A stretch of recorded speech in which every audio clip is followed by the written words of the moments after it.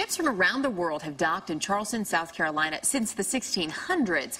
But residents now say the city's historic port is maybe a bit too welcoming, especially when it comes to giant cruise liners. Early Show contributor Taryn Winterbrill went to Charleston to check it out for us this morning. She joins us here right now. Good morning to you both. Well, Charleston is world-renowned as one of America's most beautiful cities, but it's also very small, and preservationists believe the giant cruise ships that dock there might be endangering the city's historical status. In Charleston, South Carolina, America's soil and sea converge like no place else. The colonial city's southern charm has been maintained by 4 centuries of Charlestonians who share a collective sense of self-preservation and pride.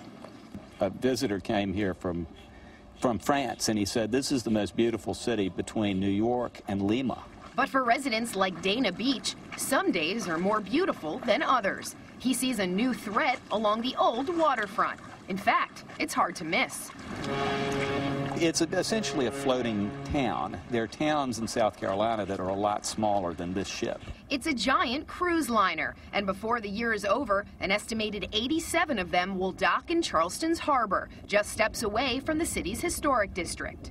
Instead of looking out to the water, as you would ordinarily do, if this ship is here, this ship looms larger and taller than any building in downtown Charleston. Charleston may be a port, but Evan Thompson, who runs the city's Preservation Society, says these boats are simply too big. When you look at the waterfront from a historic point of view, most of the ships are of a much smaller scale. Thompson also fears air and water pollution, along with increased traffic from the 2,000 passengers who descend upon the city from each ship.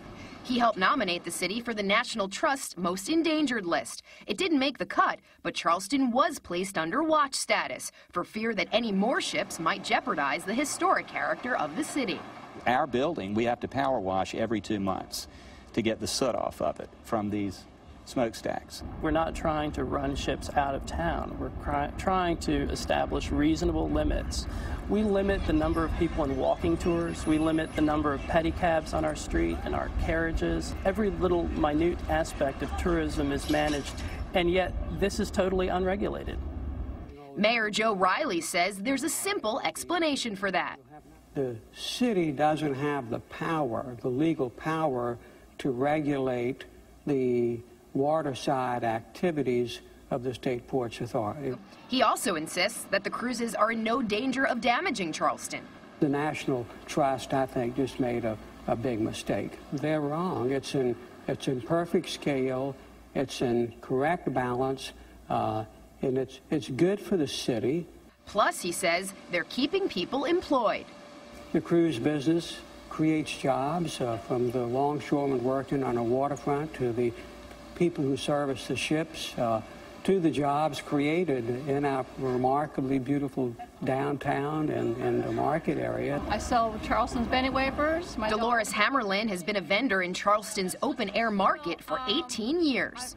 I just enjoy having tour ships in town. It helps all the businesses down here in Charleston. Tour ships. And are they buying? And they buy, and they buy, and they buy. But what's good for business isn't necessarily good for the city. Although the mayor insists that the Port Authority and its cruise lines have their own strict environmental standards, some residents want more than just blind trust. We need to be able to, as a community, go to City Council if this gets out of hand and say, look, let's tighten the limits. Do you think the locals here in Charleston would like to sink the ships if they could?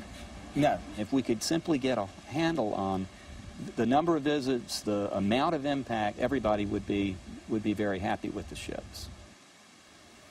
Guess time will tell. But again, Charleston's mayor emphasizes that ships are regulated by the State Port Authority, not the city. But the two sides have agreed that the number of cruise ships will not exceed 104 per year, which, by the way, he doesn't see happening anytime soon. And as he puts it, of the 4 million visitors they have to Charleston annually, only about 200,000 are cruise ship passengers. So he doesn't see it as overwhelming, the mayor. And I think a lot of the local businesses probably beg to differ, like they mentioned. I mean, it's nice to have tourists. They do spend money, and They do. You can't beat that. About $30 a day, these tourists off the ships. So. It's a good amount, especially in this Something. economy. Yeah. Yeah. Two very distinct camps on that. Taryn, thanks. Thank you.